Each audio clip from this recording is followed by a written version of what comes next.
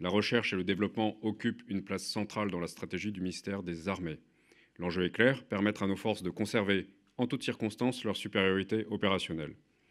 C'est dans cette dynamique que s'inscrit le Battle Lab Terre, créé en 2019.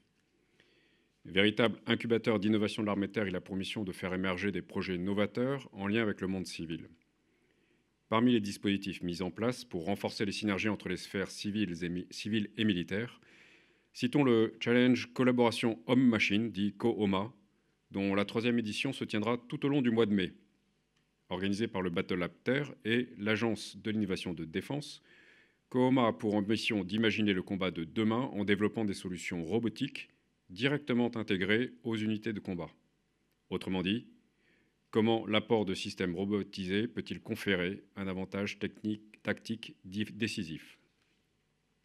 L'objectif est donc d'explorer et de tester l'intégration de robots dans des scénarios tactiques réalistes afin d'optimiser la complémentarité entre les soldats et les machines sur le terrain.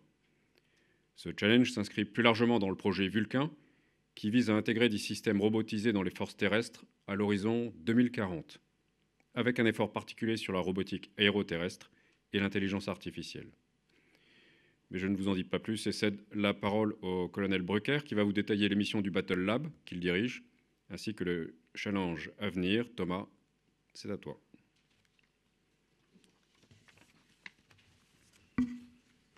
Je vous remercie, mon général. Bonjour à toutes et tous. Je suis honoré et ravi de pouvoir vous présenter le Battle Lab Terre.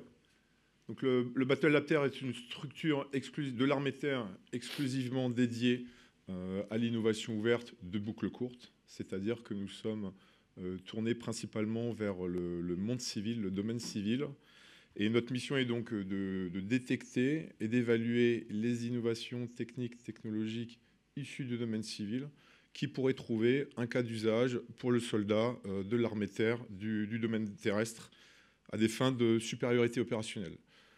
Cela veut dire que nous nous intéressons exclusivement aux équipements qui ont un niveau de maturité, un niveau technologique relativement avancé. Concrètement, il faut pouvoir avoir un objet, un prototype au moins dans les mains. Le Battle Lab Terre, comme vous l'avez rappelé, mon général, a été créé en 2019.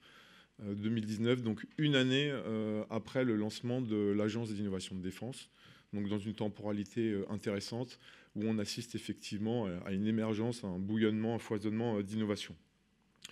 Le Battle Lab Terre ne produit pas d'innovation, il n'est pas concepteur, c'est véritablement un accélérateur. Et qui dit un accélérateur, il accompagne et il dispose de nombreux leviers. Un des premiers atouts, c'est son infrastructure. Nous avons la chance, nous sommes chanceux, nous disposons d'une infrastructure relativement moderne qui a été inaugurée par le ministre il y a 2 ans, en mars 2023. Et je dispose d'une vingtaine de personnes exclusivement dédiées à la mission d'innovation. Donc des personnes issues de toutes les fonctions opérationnelles, d'une douzaine de réservistes issus de l'interministériel, enfin du domaine civil, de l'interministériel, du monde privé. Et nous avons une ambition à 30 personnels d'ici 2026 qui est bien amorcée dans la dynamique de transformation de l'armée de terre et de création du commandement du combat futur. Slide suivante, s'il vous plaît. Le Battle Lab Terre s'insère dans un dispositif d'innovation de défense déjà existant, tel qu'il est décliné sur la slide pour l'armée de terre. Donc c'est la déclinaison de l'instruction ministérielle 2067 relative à l'innovation de défense, qui distingue ce qu'a pu évoquer précédemment l'IGA au fort, l'innovation de temps long, l'innovation planifiée, qui est portée par l'état-major de l'armée de terre, qui s'apparente davantage à la recherche et développement, avec la Direction générale pour l'armement et avec les industriels traditionnels de défense. De manière complémentaire, l'innovation ouverte depuis 2022 est portée par la section technique de l'armée de terre, avec un officier général en charge de l'innovation des équipements. Et donc le directeur de la section technique de l'armée de terre disposait déjà avant de l'innovation réactive. L'innovation réactive, de quoi s'agit-il? C'est l'amélioration des équipements déjà existants, nos opérations d'armement traditionnelles que l'on améliore avec les industriels au travers du retour d'expérience. Le premier pilier traditionnel classique.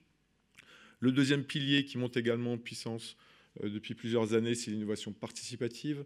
Donc tous les soldats sont des innovateurs, ils connaissent leur métier, ils peuvent avoir également des propositions, des innovations, donc environ 20 à 30 propositions d'innovation issues des unités de l'armée de terre, des écoles, qui remontent directement vers la section technique de l'armée de terre tous les mois. Et enfin, donc, ce troisième outil, qui est un outil complémentaire, là, la démarche est différente. On part plutôt de la solution technique qui va émerger du domaine civil. Donc ça peut être le domaine de l'agriculture, où nous allons voir les drones, les robots qui sont développés dans le domaine de l'agriculture, le domaine du sport, le domaine de l'automobile, du jeu, de l'infrastructure. Et donc partir d'une opportunité technologique pour trouver un cas d'usage pour le soldat de l'armée de terre. Donc ça, c'est la mission du Battlelapter qui vient compléter le dispositif. On parlera plutôt de démarche plutôt que de processus en innovation. Le chemin souvent est sinueux, voire chaotique. Donc on parle d'exploration dans le domaine de l'innovation. En entrée de démarche, nous sommes donc orientés vers le domaine civil et nous échangeons essentiellement avec des startups, des ETI, des PME qui ne sont pas forcément déjà connectés avec le monde civil.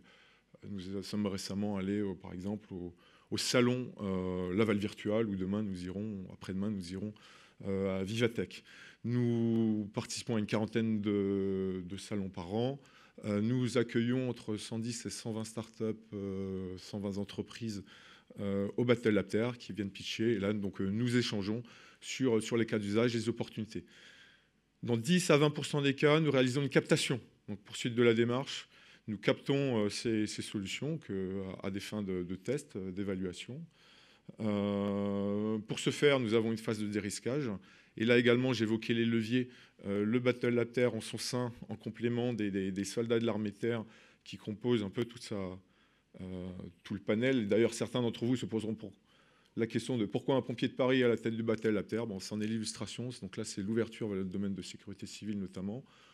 Donc ce dérisquage est réalisé avec des compétences additionnelles. Donc j'ai la chance de disposer de 2 officiers du corps de l'armement de la DGA, issus du centre de Bourges, DGA technique terrestre, et qui me permettent d'apporter ce lien avec l'industrie, avec la DGA, le dérisquage technique, les phases d'idéation, mais également des compétences en propriété intellectuelle ou en contractualisation, sur des contractualisations parfois complexes sur la mission d'innovation. Ensuite, nous procédons à des mises en situation, à la fois au Battlelapter, mais aussi avec des régiments ou des unités dédiées aux expérimentations, telles que la section exploratoire robotique, ou sur des mises en situation plus ciblées avec l'école militaire de montagne, les troupes parachutistes, ou au second semestre, nous irons en Guyane, selon les mises en situation qui sont recherchées. Nous identifions des enseignements, nous réalisons un retour d'expérience en interne, mais aussi partagé avec ces entreprises que nous accueillons pour leur expliquer comment éventuellement détourner leurs solutions techniques pour élargir leur business model vers des opportunités du domaine de défense.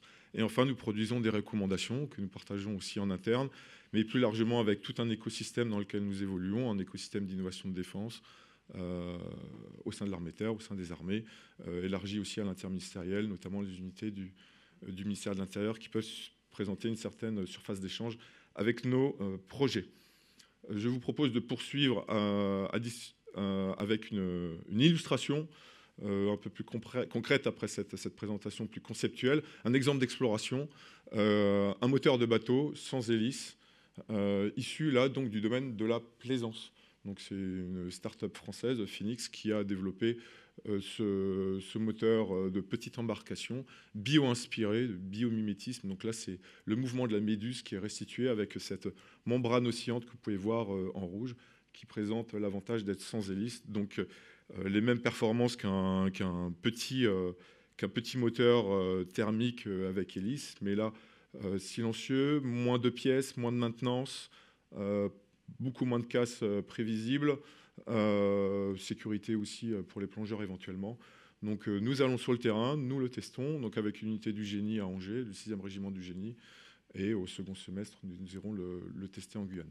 Donc là, on part bien d'une innovation technique qui émerge, là dans le domaine de la plaisance, et on se pose la question, pourrait-il y avoir un cas d'usage opportun pour nous, pour l'armée de terre ou pour les armées sur ces petits systèmes.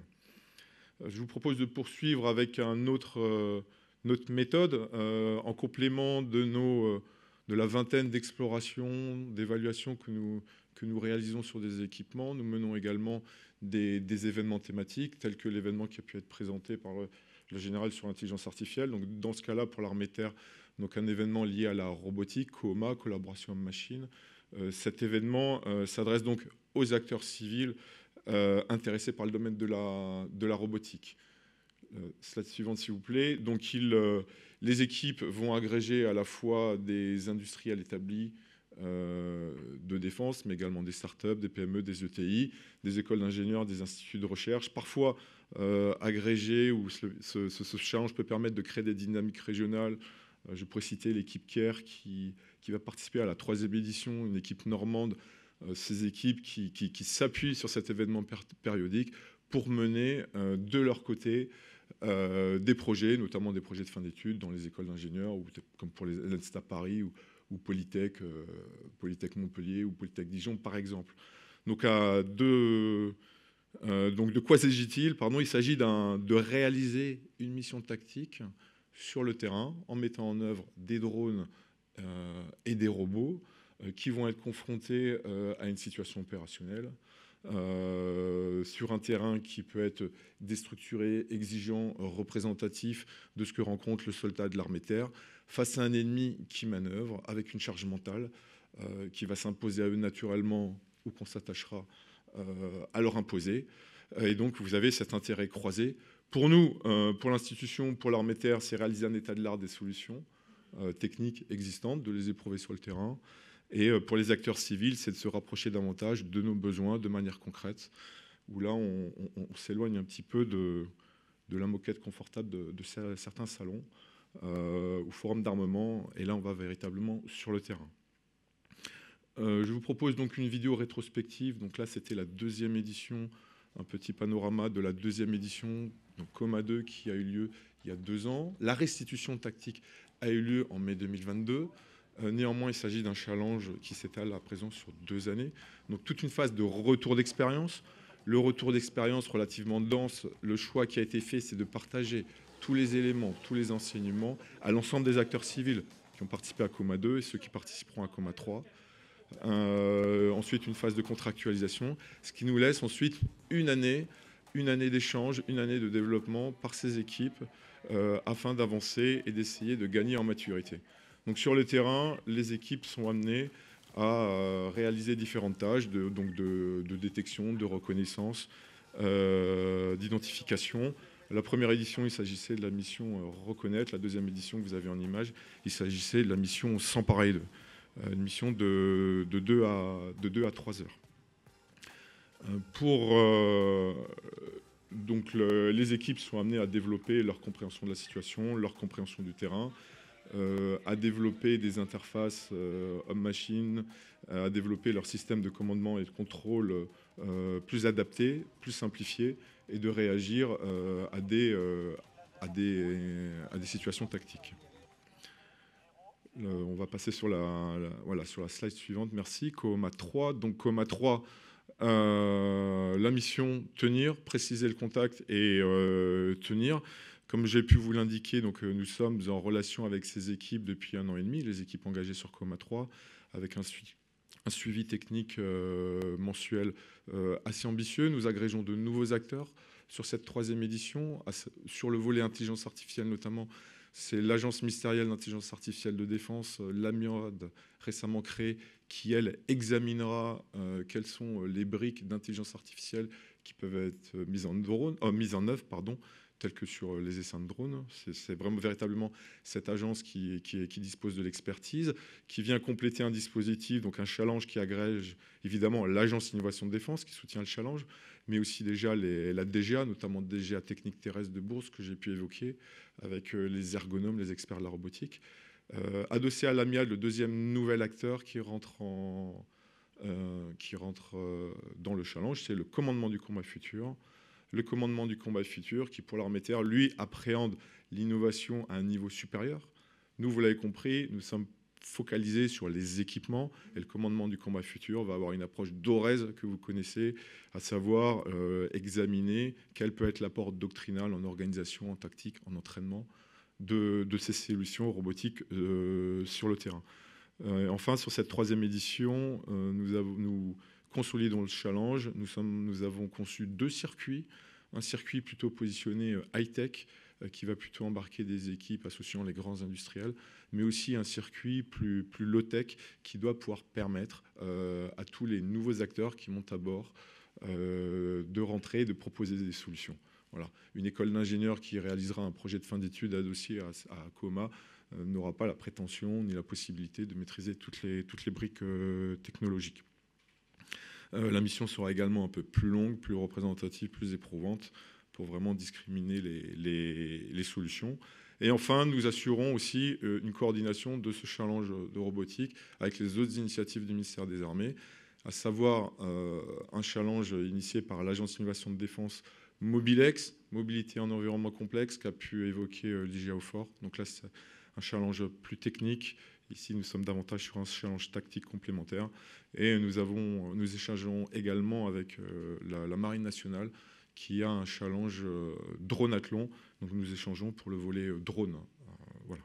Le challenge, donc là, 2 ans, phase de restitution tactique en mai, sera initié la semaine prochaine à l'occasion d'un VIP Day, à l'occasion duquel toutes les équipes seront présentes le 6 mai prochain au camp de Ben.